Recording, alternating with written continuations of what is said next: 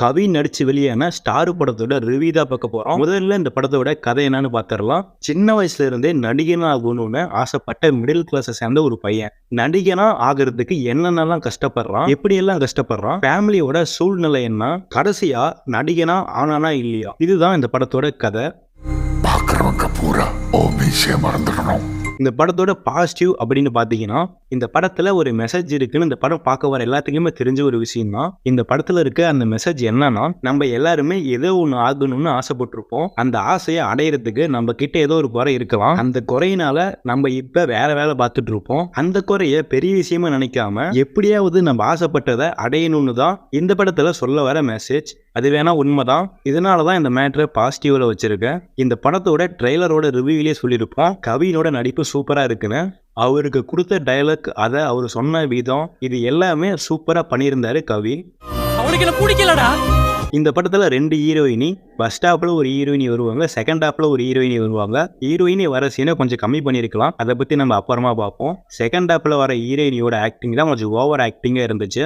முக்கியமா இந்த படத்துல சொல்லப்பட வேண்டிய கேரக்டர்னா ஹீரோவோட அப்பாவா நடிச்ச லாலோட கேரக்டர் தான். ஏன்னா அவருக்கு கொடுத்த கேரக்டரை சூப்பரா புரிஞ்சு வேற லெவல்ல நடிச்சிருப்பாரு லால். ஹீரோவோட அம்மாவுமே நல்லா நடிச்சிருந்தாங்க. இந்த படத்துல ஹீரோவோட ஃப்ரெண்டு ஒருத்தர் இருப்பாரு. அந்த ஃப்ரெண்டோட அறிமுக சீனை ரொம்ப காமெடியா ரொம்ப நல்லா பண்ணியிருந்தாங்க. பேக்ரவுண்ட் ஸ்கோர், பின்னணி இசை யுவன் சங்கர் ராஜா. இந்த படத்துல வர சாங்கும் சரி, பேக்ரவுண்ட் ஸ்கோரும் சரி சூப்பரா இருக்கு. இந்த படத்தோட பஸ் ஸ்டாப்பை ஆக்டிங், காமெடின்னு கொஞ்சம் இன்ட்ரெஸ்டிங்காகவே கொண்டு போயிருந்தாங்க. இந்த படத்துல இருக்க மைனஸ் என்னன்னா, இந்த படத்தோட கதையில இருக்க பிரச்சனை. எல்லாருமே இந்த படத்தோட ட்ரெய்லரை பார்த்துட்டு தான் இந்த படத்துக்கு வந்திருப்பாங்க. அந்த ட்ரெய்லரை பார்க்கும்போது ஒரு பக்காவான மோட்டிவேஷன் ஸ்டோரியே தெரிஞ்சிருக்கும். ஹீரோ இந்த படத்தோட பஸ் ஸ்டாப்ல வேணா நடிக்கணும்னு ஆசைப்பட்டு எங்கெங்கேயோ போய் என்னென்னவோ பண்ணி ட்ரை பண்ணிட்டே இருப்பாரு. இந்த படத்தோட செகண்ட் ஹாப்ல முற்றிலும் மாறான கதையா மாறி போயிட்டு இருக்கும். ட்ரெய்லரை பார்த்துட்டு இந்த படத்துக்கு வரவங்களுக்கு செகண்ட் ஹாப் ஒரு ஏமாற்றமா தான் இருக்கும். இந்த படத்தோட செகண்ட் ஹாப்ல ஃபேமிலி சீன் எல்லாமே அதிகமாக வச்சு ரொம்ப லேகாவே இந்த படத்தை கொண்டு போயிருந்தாங்க. பஸ் ஸ்டாப்ல இருந்த சுவாரஸ்யம் அளவுக்கு செகண்ட் ஹாப்ல இல்ல. இந்த படத்துல ஹீரோயினி வர சீன் எல்லாமே கம்மி பண்ணியிருக்கலாம்.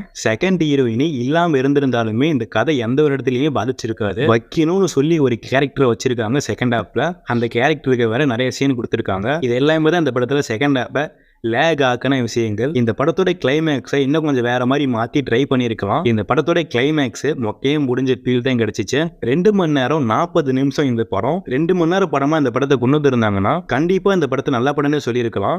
மொத்தத்துல அதிகமான எதிர்பார்ப்போட வந்த ஸ்டார் படம் எப்படி இருக்குன்னா, நீங்க எதிர்பார்த்த எதிர்பார்ப்புக்கு இந்த படத்தோட பஸ் ஸ்டாப் பரவாயில்ல, செகண்ட் ஹாஃபை சொதப்பிட்டாங்க. இதுதான் ஸ்டார்.